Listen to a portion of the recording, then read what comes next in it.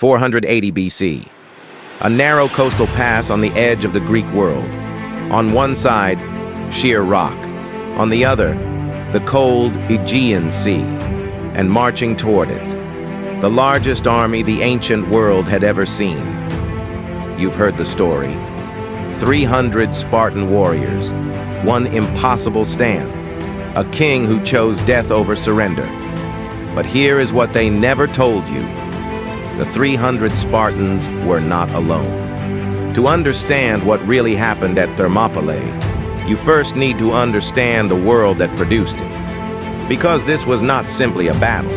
It was a collision between two civilizations, one built on empire, the other on an idea. The Persian king Xerxes I had inherited the greatest empire the world had ever known. Stretching from modern-day Egypt to the borders of India, it consumed nations the way fire consumes dry wood, completely and without mercy. His father Darius had already attempted to crush Greece at Marathon and failed. Xerxes would not repeat that mistake. He spent years preparing.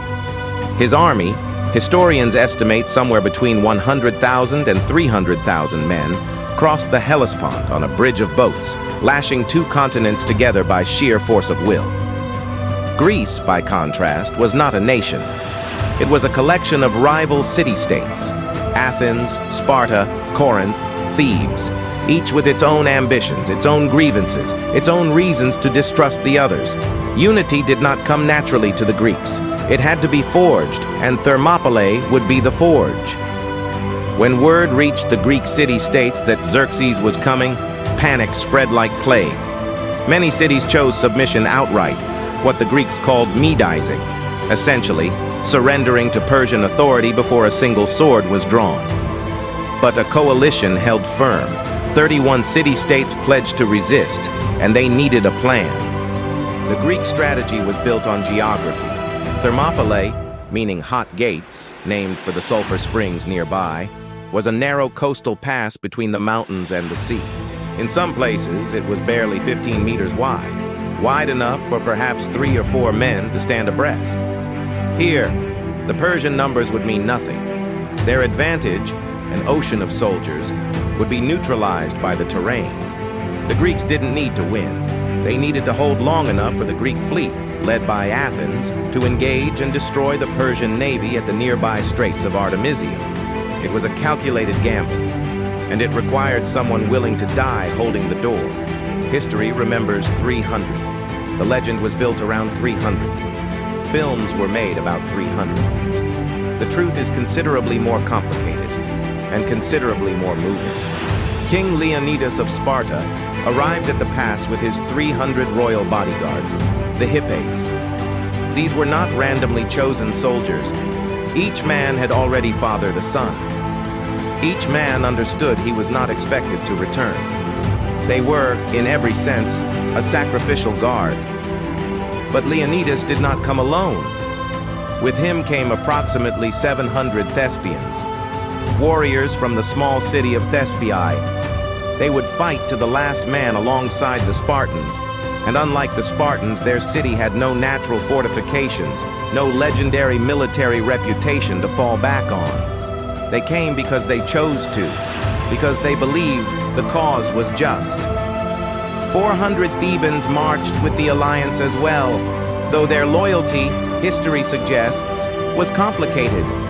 Thebes was a city with pro-Persian sympathies, and its soldiers may have been present partly as hostages of good faith. There were also contingents from Corinth, Arcadia, Phlius, Mycenae, Mantinea, and others. In total, estimates place the Greek force at somewhere between 6,000 and 7,000 men. 7,000 men, not 300. And yet, the legend chose to remember only the Spartans. Why? Because Sparta had the most powerful public relations machine in the ancient world. And because what happened in those final hours at the pass did involve the 300 standing virtually alone. But we will get to that. For 2 days, the Greeks held. Xerxes sent wave after wave of soldiers into the narrow pass, the elite Medes, the feared immortals, his finest warriors, and they were broken against the Greek phalanx like water against stone. The Greek formation, the phalanx, was devastatingly effective in confined terrain. Overlapping shields, long spears, disciplined ranks. The Spartans in particular had trained for this their entire lives.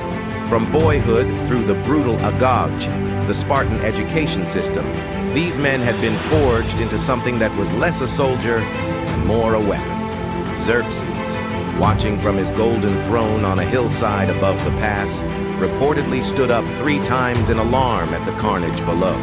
Then came the betrayal. A local Greek man, Ephialtes of Trachis, approached the Persian king with an offer. He knew of a mountain path, the Anopia Trail, that wound around the mountains and came out behind the Greek position. For a reward, he would show Xerxes the way. The immortals moved through the night. By dawn, they were behind the Greeks. When Leonidas received the news, he had a choice: retreat and preserve the army, or stand and buy every remaining Greek soldier time to escape. He chose to stand. Leonidas dismissed the bulk of the Greek forces, thousands of men who lived to fight another day at Plataea and Salamis, where the Persian invasion would ultimately be broken. But not all left. The 700 Thespians refused to go. Their city, they knew, lay directly in the path of the Persian advance. There was nowhere to run to. They chose to die at Thermopylae. The 400 Thebans, accounts suggest most surrendered when the end came. You cannot blame them entirely. They had never truly wanted this fight. And then there were the 300 Spartans.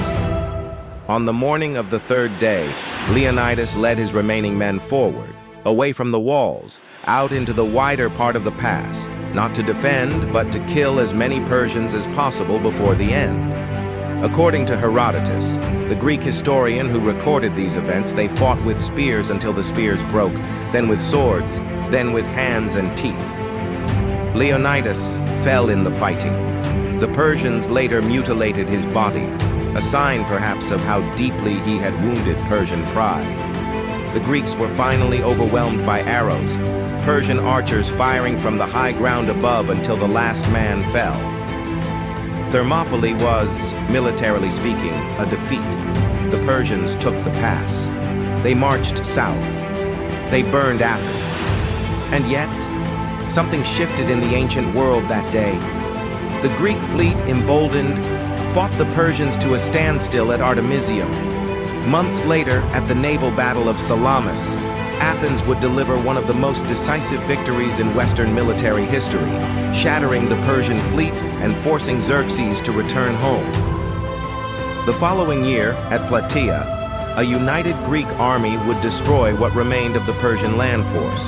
The invasion was over. Thermopylae had bought the time Greece needed. The sacrifice had not been in vain. History has a habit of simplifying, of reducing thousands of lives to a single symbol. 300 became the number. Sparta became the story. But the truth, as it so often does, runs deeper and wider and far more human than any legend allows. 7,000 men held that pass. Hundreds of Thespians died without a film made in their honor.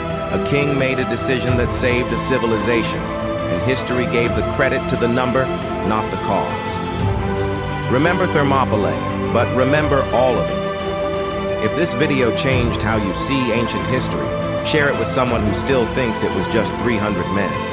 And if you want to go deeper into the battles that shaped the world, subscribe, because we're just getting started.